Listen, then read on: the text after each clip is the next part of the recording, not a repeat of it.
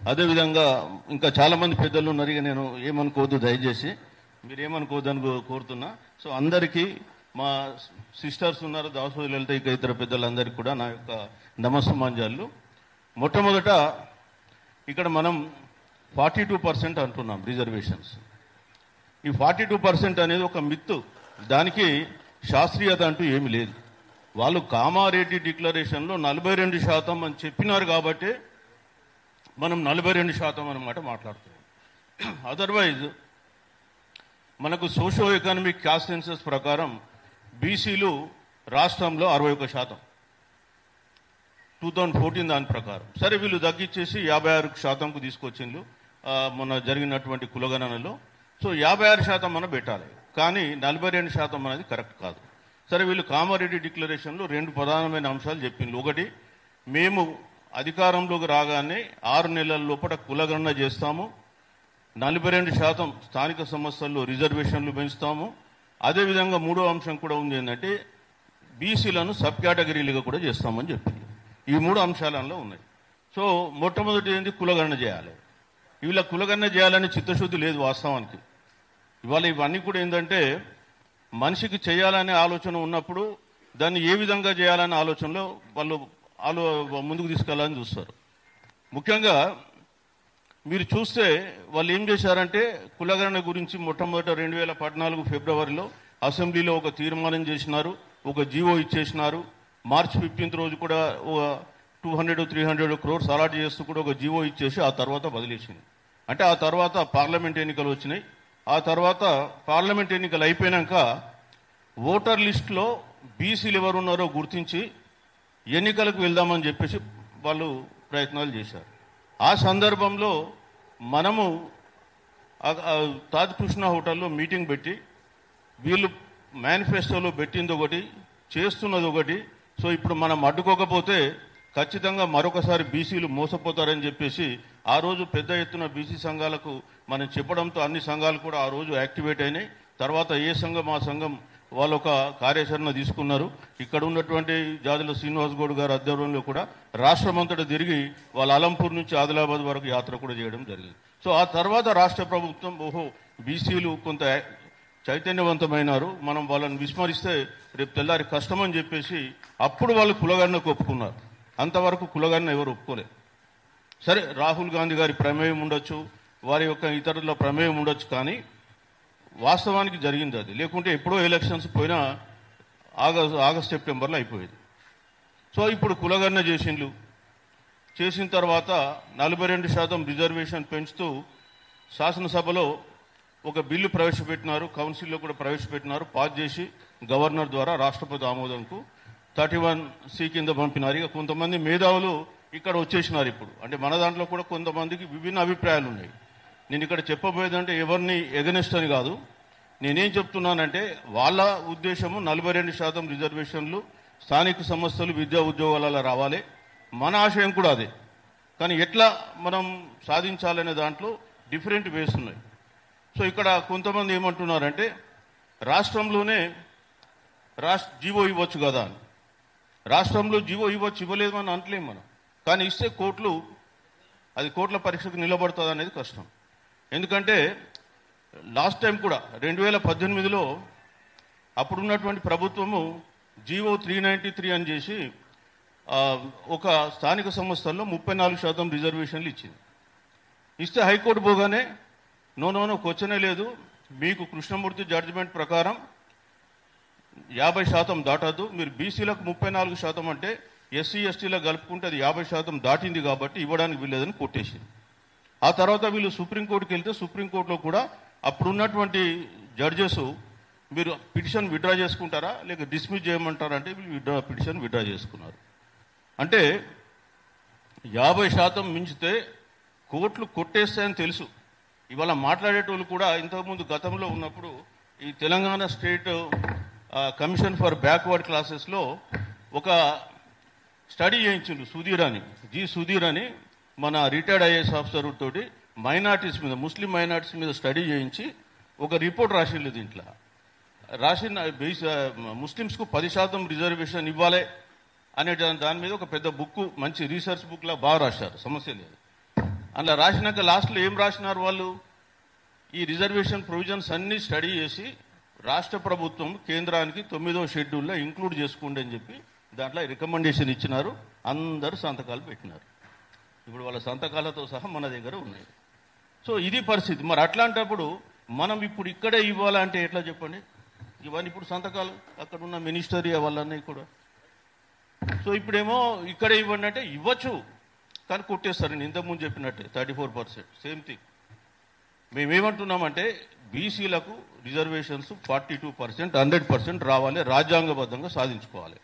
దీంట్లో ముఖ్యమైన పాత్ర ఏంటంటే ఇవాళ కేంద్రానికి ఉంది, రాష్ట్రానికి ఎంత ఉందో కేంద్రానికి అంత ఉంది. మనం కేంద్రం రోల్ లేదనుకుంటే పొరపాటు. తమిళనాడులో ఏం చేసినారు? తమిళనాడులో కూడా ఈ ఇందిరా సహాని జడ్జిమెంట్ వచ్చిన తర్వాత వాళ్ళకు అంతకుముందు 50% రిజర్వేషన్ ఉంటే అది కోర్టులు కొట్టేస్తే వాళ్ళు కూడా ఏం చేసినారు? మొట్టమొదటి ఏం చేసినారంటే 93లో చట్టం చేసి మనలాగానే అసెంబ్లీలో పాస్ చేసి అక్కడ ఆర్టికల్ 39C అని ఉంటుంది. మీకు ఎవరని చెప్పి బోరు కొట్టించదలుచుకోలే. 39C కింద మొదలు పంపిన తర్వాత అక్కడ కేంద్రం యాక్సెప్ట్ చేసి వీళ్ళకి మళ్ళీ పంపించిన తర్వాత వీళ్ళు మళ్ళీ ఇక్కడ చట్టాన్ని నోటిఫై చేసి దీన్ని 9వ షెడ్యూల్లో పెట్టాలని 39B కింద పెట్టిండు. సో అప్పుడు మళ్ళీ 9th షెడ్యూల్లో పెట్టడం జరిగింది. ఈ విషయం మనకు ఈశ్వరయ్య గారు కూడా చెప్తారు. నేను రాత్రిగా కూడా మేము ఇద్దరం చాలాసేపు డిస్కస్ చేసినాం. 39B ఏంది, 31B ఏంది, 31C ఏంది అనే దాని మీద మేమిద్దరం నిన్న చేసినాం. So 31B 31C not 39. So subject to regulation. So అది ఇష్యూ. కాబట్టి ఇవాళ రాష్ట్ర ప్రభుత్వం పంపింది, 31C కింద పంపింది. ఇప్పుడు కేంద్రము దాన్ని ఆమోదించాలి. ఇక్కడ ఒక విషయం చెప్తున్నా, కేంద్రంకి ఇష్టం ఉంటే వాళ్ళు ఏ టైం లేకుండా చేస్తారు. విత్ ఇన్ నో టైంలో దే విల్ నోటిఫై ఇట్. ఇవాళ మనకు ఈడబ్ల్యూఎస్ రిజర్వేషన్ గురించి మాట్లాడినారు చాలామంది. ఈడబ్ల్యూఎస్ రిజర్వేషన్ గురించి ఎవరన్నా అగ్రవర్ణాల వాళ్ళు ఎవరైనా జెండా పట్టుకుని రోడ్డు మీద ధర్నాలు చేసిందా? ఏదైనా రాస్తా రోకోలు చేసిందా? మరి ఏం చేసిండ్రు? వడ్డించేటోడు మనోడైతే ఏమలో కూర్చున్న ఒకటే కాబట్టి టకీమని 2005లో మేజర్ సిన్హా కమిషన్ వేసిండు అప్పుడు మన్మోహన్ సింగ్ గారు ఈ ఈడబ్ల్యూఎస్ రిజర్వేషన్ మీద 2005లో వేసిండు. ఎందుకంటే అగ్రవర్ణాలకు ఈ బీసీలకు రిజర్వేషన్ ఇచ్చినప్పటి నుంచి లోపల మంట ఉంది. 93లో మొట్టమొదటిసారిగా, 92లో ఇందిరా సహాని జడ్జిమెంట్ వచ్చినాక 93లో ఈ బీసీ మనకు మండల్ కమిషన్ ఇంప్లిమెంట్ అవుతుంది. అయితే 92లో ఇవ్వకని మొదలు 91లో పివి నరసింహరావు ప్రైమ్ మినిస్టర్ ఉండి ఆయన టకీమని ఏం చేసిండు? 10% ఈడబ్ల్యూఎస్ రిజర్వేషన్ ఇచ్చేసిండు. ఒక జీవో ఇచ్చిండు అడగకన్నా మొదలే. ఎందుకంటే అగ్రవర్ణాలకు కోపం వస్తే మళ్ళీ బీసీలు బతకరని. అంతే కదా మరి. ఇవ్వగానే అది కోర్టులో ఛాలెంజ్ అయితే 9 మందిలో 8 మంది జడ్జిలు దాన్ని కొట్టిపడేసిండు. ఇది రాజ్యాంగంగా పనికిరాదు, ఎందుకంటే రాజ్యాంగంలో ఆర్థికపరమైన రిజర్వేషన్లకు స్థానం లేదు అని. అట్లాంటిది మళ్ళా మన్మోహన్ సింగ్ గారు ఒకటి వేస్తారు కమిషన్. ఆ కమిషన్ 2010లో రిపోర్ట్ ఇచ్చింది, అదంతా దుమ్ము పట్టిపోయింది. దాన్ని తీసి దుమ్ము దులిపి 2019లో జనవరి 6వ తారీఖు అనుకుంటా, ఆ రోజు కేంద్ర కేబినెట్ ఇమీడియట్గా 10% ఈడబ్ల్యూఎస్ ఒప్పుకుంటుంది. నెక్స్ట్ డేనే లోక్సభ 7వ తారీఖు ఆమోదం, 8వ తారీఖు రాజ్యసభ ఆమోదం, 10వ తారీఖు రాష్ట్రపతి ఆమోదం, 12వ తారీఖు జీవో, 17వ తారీఖు నుంచి భారతదేశం అంతా అమలు. మరి నీకు అంత ప్రేమ ఉన్నోళ్ళు మరి ఇప్పుడు మా బిల్లు వచ్చి ఎన్ని రోజులు అయిందండి? మా బిల్లు కూడా వచ్చి మీ దగ్గర 2 నెలలు అయింది. మరి మాదెందుకు మరి మీరు పట్టించుకుంటలేరు? మీకు ఇష్టమైతే వక్ బిల్ ఇచ్చేస్తారు తక్షణం, ఆర్టికల్ 370 ఇచ్చేస్తారు తక్షణం. ఎలాంటి దాంట్లో చర్చలు ఏముండవు, ఫటాఫట్ అయిపోతుంటాయి. మరి బీసీలో అంత పనికిరాని వల్ల ఇవాళ బాల్ ఎవరి దగ్గర ఉందంటే కేంద్రంలో ఉంది. ఎందుకంటే మనకు రాజ్యాంగపరమైన రక్షణలు రావాలంటే ఖచ్చితంగా 9th షెడ్యూల్లో పెట్టాలి.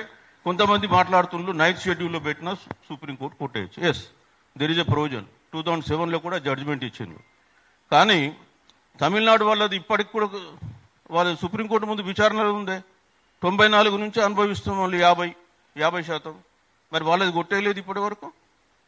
ఏమన్నా ఉంటే మనది కూడా వాళ్ళతో క్లబ్ చేస్తారు. మొదలైతే మాకు ఇవ్వండి కదా, మరి మనం అది అడుగుతలే. సో ఇవాళ 2 రకాలు. ఒకటి, రాష్ట్ర ప్రభుత్వం తన బాధ్యత ఏంటి, ఇక్కడ ఉన్న వాళ్ళు అసెంబ్లీలో బిల్లు పెడుతూ కూడా ఏం చెప్పారు, కౌన్సిల్లో బిల్లు పెడితే ఏం చెప్పారు, ఇక్కడ నుంచి అఖిలపక్షం తీసుకెళ్లి ప్రధానమంత్రిని కలిసి వారిని ఒప్పించి దీన్ని 9వ షెడ్యూల్లో పెట్టేలాగా చేస్తామన్నారు. మరి అది చేశారా మీరు?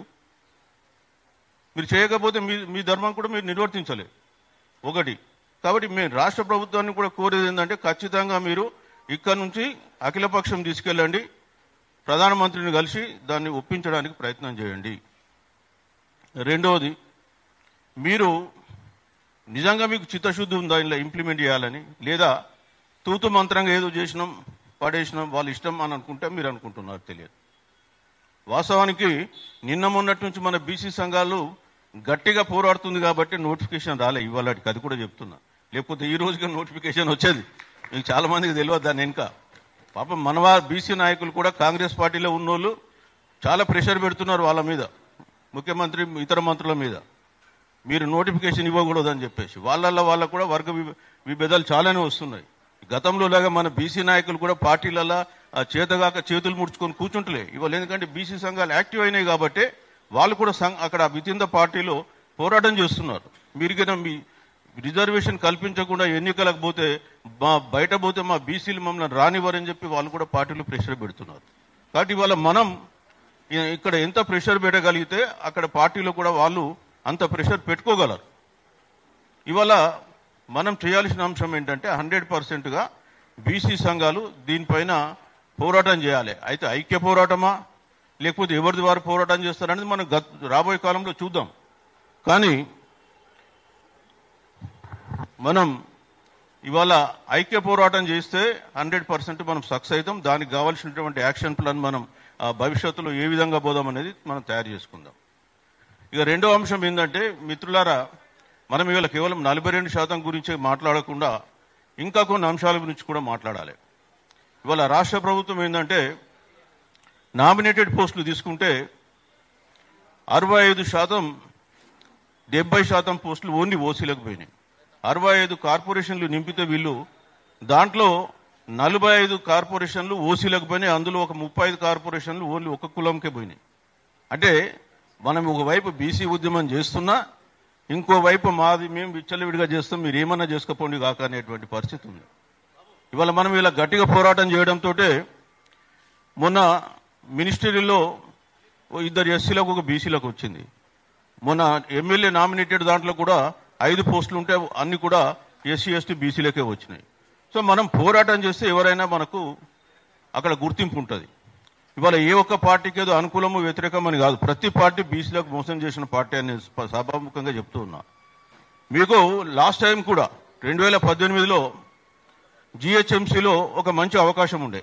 ఏంటంటే 50% రిజర్వేషన్ దాటకుండా మీరు ఎన్నికలు జరుపుకోమని హైకోర్టు చెప్పినప్పుడు రాష్ట్ర వ్యాప్తంగా 22% మనకు వచ్చింది. కాకపోతే ఇక్కడ జిహెచ్ఎంసీలు ఏమైందంటే ఎస్సీలు 8% ఉన్నారు జిహెచ్ఎంసీలో, ఓటర్ల ద్వారా గుర్తుపెట్టారు వాళ్ళు. ఎస్సీలు 8, ఎస్టీ 1%, 9% పోతే 50 నుంచి 9 పోతే ఎంత ఇవ్వాలి? ఎంత ఇవ్వాలండి? 41% ఇవ్వాలి. మరి ఎంత ఇచ్చిండ్రు? 33 కంటే మేము ఎక్కువమన్నారు. 8% మనకు వచ్చేదాన్ని వాళ్ళు నాశనం చేశారు. కేవలం పాలకులకు ఉన్నటువంటి యాంటీ బీసీ యాటిట్యూడ్ తోటే. ఇది 2018లో నేను చెప్పే అంశం. ఇక అట్లనే మనకి ఇక కులగణన గురించి చెప్పితే దేశంలో స్వాతంత్రం వచ్చినప్పటి నుంచి కులగణన అడ్డుకున్నది కాంగ్రెస్ పార్టీ, బీసీ కమిషన్ వేయకుండా అడ్డుకున్నది కాంగ్రెస్ పార్టీ.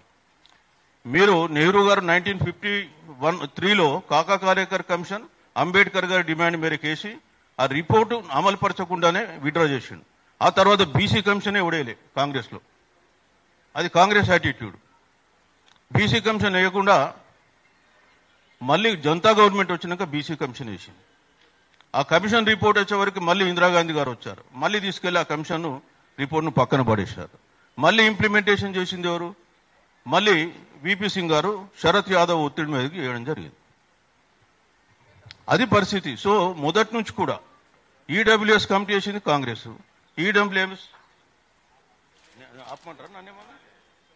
ఈడబ్ల్యూఎస్ చేసింది వాళ్ళు. తర్వాత ఈడబ్ల్యూఎస్లో ఇంకొకటి కూడా మనం చూడాలి. ఈడబ్ల్యూఎస్లో 10% అప్ టు 10% రిజర్వేషన్ ఇవ్వమన్నారు. 10% ఇవ్వాలని ఎక్కడ లేదు. తమిళనాడు ఏం చేసినారు? బీసీల గవర్నమెంట్ కాబట్టి మేము 10% రిజర్వేషన్ ఈడబ్ల్యూఎస్ అమలు చేయమన్నారు. హైకోర్టులో పిటిషన్ వేస్తే కూడా హైకోర్టులో వాళ్ళు అఫిడవిట్ ఇచ్చినారు, మేము అమలు చేయమన్నారు, చేస్తలేదు. తమిళనాడు ఒకటే ఒక రాష్ట్రం భారతదేశంలో 10% ఈడబ్ల్యూఎస్ అమలు చేస్తలే. తర్వాత ఛత్తీస్గఢ్ ఉంది. ఛత్తీస్గఢ్ వాళ్ళు 4% పెట్టారు. 4% పెట్టిన తర్వాత గొడవ అయిపోయింది. అప్పుడు ఇక్కడ ఛత్తీస్గఢ్లో ఈడబ్ల్యూఎస్ రిజర్వేషన్స్ నాకు తెలిసినంత మటుకు లేవు. అదేవిధంగా అస్సాంలో కూడా ఉద్యోగాలలో లేవు. విద్యలో ఉంది కానీ ఉద్యోగాలలో లేవు. మన దగ్గర టకీమని 10% ఇచ్చేసి వాళ్ళ దగ్గర కులగన్న రిపోర్ట్ అన్నీ ఉన్నాయి. ఓసీలు ఎంతమంది ఉన్నారు, వాళ్ళకి 10% ఇస్తే మరి బీసీలకు ఇంకా ఇతర వర్గాలకు ఎట్లా ఎఫెక్ట్ అవుతుందని ఒక స్టడీ లేదు, ఒక రిపోర్ట్ లేదు, ఏం లేదు. సో అది జరుగుతుంది. సో మరి మనం ఇవాళ బీజేపీ ఉంది కేంద్రంలో, మనం చెప్తున్నాం. వాళ్ళొక బీజేపీ వాళ్ళు ఏం చేస్తారంటే 102nd అమెండ్మెంట్ చేసి national commission for backward classes అని, సారే అప్పుడు చైర్మన్ ఉండే, దానికి ఒక రాజ్యాంగ భద్రత కల్పించి తక్షణమే ఈ 103వ రాజ్యాంగ సవరణ చేసి 10% ఈడబ్ల్యూఎస్ పట్టుకొచ్చారు విత్ ఇన్ నో టైం. అంటే బీసీలకు ఒకటి లాలిపాప్ వేసి ఇటు పక్కన వాళ్ళకు ఓసీలకు అది ఇచ్చేసారు. సో ఇది జరుగుతున్నటువంటి వాస్తవాలు. సో మనం కోరేది ఏంటంటే ఇవాళ ఇంత మనం 42% పోరాడుతున్నాం. తమిళనాడులో మీరు పోతే వాళ్ళు పంచాయతీ దాంట్లో వాళ్ళకి రిజర్వేషన్ లేదు, రిజర్వేషన్ పెట్టలే. వాళ్ళు ఏమన్నారు, మీకు ఓసీలకు ఏమన్నా రిజర్వేషన్ కావాలంటే చెప్పు, మీకు ఇస్తాము, మొత్తం మాది అధికారం చేతిలో ఉంది కాబట్టి మేము పంచాయతీరాజ్ ఎన్నికలలో రిజర్వేషన్ తీసుకోమని చెప్పి తీసుకోలే. అది వాళ్ళలో చైతన్యం, వాళ్ళలో సాధికారత, ఎంపవర్మెంట్. మనమేమో ఇక్కడ అడుక్కుంటున్నాం, పక్క రాష్ట్రమే, పెద్ద దూరం కూడా లేదు. ఎందుకంటే అక్కడ ఉంది బీసీ ముఖ్యమంత్రులు, ప్రజా అధికార, అక్కడ ఉన్నటువంటి ఎమ్మెల్యేలలో కూడా 65% బీసీలు ఉన్నారు. 65% బీసీలు ఉన్నారు అక్కడ. మన దగ్గర 15% ఉన్నాం, అసెంబ్లీలో 16%. ఇక అది కూడా ఉమెన్ రిజర్వేషన్ వస్తే అది 11%కు పడిపోతుంది. అది కూడా చెప్తున్నాం లెక్కలు. సో మేము కోరేది ఏంటంటే ఇవాళ బీసీ సంఘాలు ఈ 42% రిజర్వేషన్ అమలైన తర్వాతనే రాష్ట్ర ప్రభుత్వం పంచాయతీ ఎన్నికలకు పోవాలి. పోనట్టయితే బీసీ సంఘాలు ఖచ్చితంగా తమ కార్యాచరణను ప్రకటిస్తాయి. మేమందరం కూడా కూర్చొని మళ్ళీ మాట్లాడతాం, అన్ని సంఘాలను కూడా పెద్ద ఎత్తున పిలుస్తాం, అందరినీ కలుపుకొని పోయే ప్రయత్నం చేద్దాం. కలిసి వచ్చే సంఘాలు ఉంటే మనం ముందుకు తీసుకెళ్దాం. వాళ్ళ సంఘాలు వేరు చేసుకుంటే చేసుకోమండి, మాకేం అభ్యంతరం లేదు. చివరిగా మీకు కోరేది ఒకటి ఏంటంటే అగ్రవర్ణాల పార్టీలో ఎప్పుడు కూడా బీసీలకు న్యాయం జరగదు. ఆ విషయాన్ని గుర్తుపెట్టుకోండి. మన వాళ్ళు ఎంతమంది లీడర్లు ఉన్నప్పటికీ కూడా ఆ పార్టీ లైన్ దాటి వీళ్ళు బయటకు రారు. ఇవాళ భారతదేశంలో బీసీల పార్టీలు ఉన్న దగ్గరనే బీసీలకు న్యాయం జరుగుతుంది, ఆత్మగౌరవంతో బతుకుతున్నారు. ఇవాళ తమిళనాడులో డిఎంకే ఉండొచ్చు, ఏఐడిఎంకే ఉండొచ్చు. బీహార్లో పోయినట్టయితే అక్కడ జనతాదళ్ యూ ఉన్నాడు, ఇప్పుడు ఉంది. అంతకుముందు ఆర్జేడీ ఉండే, లాలూ ప్రసాద్ యాదవ్. ఉత్తరప్రదేశ్కు వెళ్తే సమాజ్వాద్ పార్టీ ఉంది. చాలా రాష్ట్రాల్లో చిన్న చిన్న కులాల పార్టీలు కూడా ఉన్నాయి. ఇవాళ నిషాద్ పార్టీ అని ఉంది. నిషాద్ పార్టీ ఎవరిదంటే మన ఫిషర్మెన్ కమ్యూనిటీది.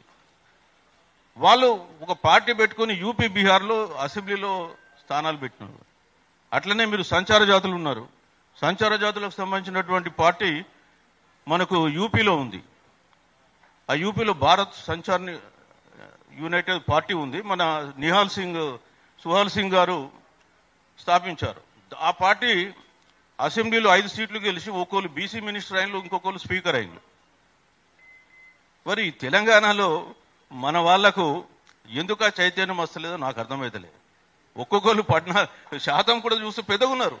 ఇవాళ నేను 30 లక్షలు, నేను 20 లక్షలు, నేను 25 లక్షలు అని చెప్పుకునే వాళ్ళు కూడా ఒక పార్టీ పెట్టడానికి ధైర్యం చాలతలేదు. మామూలు సంచార జాతులు వాళ్ళు పార్టీ పెట్టుకుని 5గురు ఎమ్మెల్యేలు అయి అందులో ఒకతను బ్యాక్వర్డ్ క్లాస్ మినిస్టర్, ఇంకొకళ్ళు స్పీకర్ అయినారు మాయావతి గవర్నమెంట్లో. దట్ ఈస్ ది చైతన్యం. వాళ్ళ మనంత ఆర్థికాభివృద్ధి జరగకపోవచ్చు వాళ్ళకు, కానీ వాళ్ళ ఆత్మాభిమానం తక్కువ లేదు. అది ఇక్కడ ఇంపార్టెంట్, మనం గుర్తుపెట్టుకోవాల్సింది. సో ఇక్కడ ఎంతమంది ఉంటారో చెప్పండి వాస్తవంగా ఫిషర్మెన్ కమ్యూనిటీ. వాళ్ళు నిషాద్ పార్టీ పెట్టుకుని బీహార్, యూపీలో రాజ్యం అంటే దట్ ఈస్ హౌ ఎంపవర్మెంట్. సరే మనం ఇంతని చెప్పుకుంటున్నాం కానీ పెట్టడం లేదు కదా, ఏం లాభం? ఎంత జనాభా రాశి ఉంటే వాసి కావాలి. సో ఇవాళ 1,00,000 మంది ఉన్నోళ్ళు ఎంతమంది ఉన్నారు అసెంబ్లీలో మనం చెప్పాలనా? అట్లాంటప్పుడు నేను 30 లక్షలు ఉండి ఏం లాభం? సో మేము కోరేది ఒకటి ఏంటంటే బీసీలు మొదలు సంఘటిత పడడం నేర్చుకోవాలి, జరుగుతున్న నష్టాన్ని అర్థం చేసుకోవాలి, సమైక్యంగా ఉండాలి. అప్పుడే మనకు వీళ్ళందరూ కూడా దిగొచ్చి చేస్తారు. అసలు వాళ్ళు మనకు చేసేది ఏందండి? 60% ఉన్న మనం పరిపాలించాలనా, లేకపోతే 60% ఉన్నోళ్ళు వాళ్ళు పరిపాలించాలనా? ఏదైనా మనం తెలుసుకోకుండా, మనం ఎటువైపు ఉన్నామో తెలుసుకోకుండా మనం ఊరికే మాట్లాడుతూ ఉన్నాం.